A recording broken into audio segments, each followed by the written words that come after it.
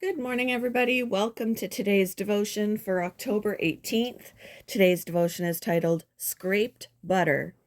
The Bible reading is from 1 Kings chapter 19, verses 1 to 8. When Ahab got home, he told Jezebel everything Elijah had done, including the way he had killed all the prophets of Baal.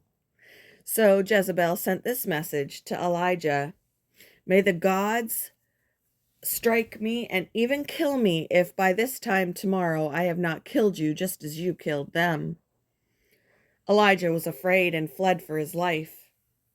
He went to Beersheba, a town in Judah, and he left his servant there.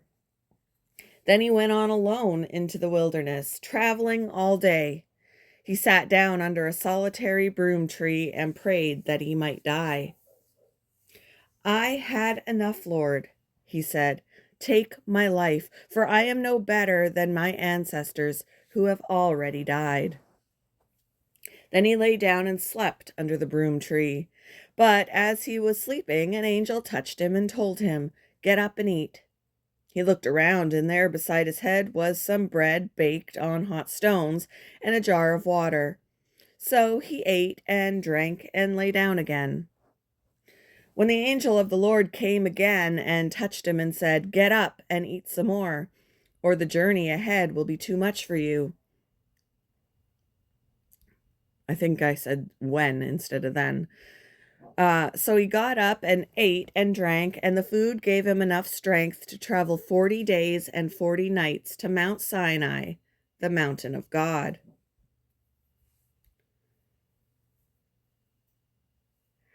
In J.R.R. Tolkien's book, The Fellowship of the Ring, Bilbo Baggins starts showing the effects of carrying for 6 decades a magical ring with dark powers. Weighed down by its slowly corrosive nature, he says to the wizard Gandalf, "Why, I feel all thin, sort of stretched, if you know what I mean, like butter that has been scraped over too much bread." He decides to leave his home in search of rest, somewhere in peace and quiet, without a lot of relatives prying around. This aspect of Tolkien's story reminds me of an Old Testament prophet's experience. On the run from Jezebel and wrung out after his battle with false prophets, Elijah badly needed some rest. Feeling depleted, he asked God to let him die, saying, "I have had enough, Lord." After he fell asleep, God's angel woke him so he could eat and drink. He slept again, then ate more of the food provided by the angel. Revitalized, he had enough energy for the 40-day walk to the mountain of God. When we feel scraped thin, we too can look to God for true refreshment. We might need to care for our bodies while we also ask Him to fill us with His hope, peace, and rest.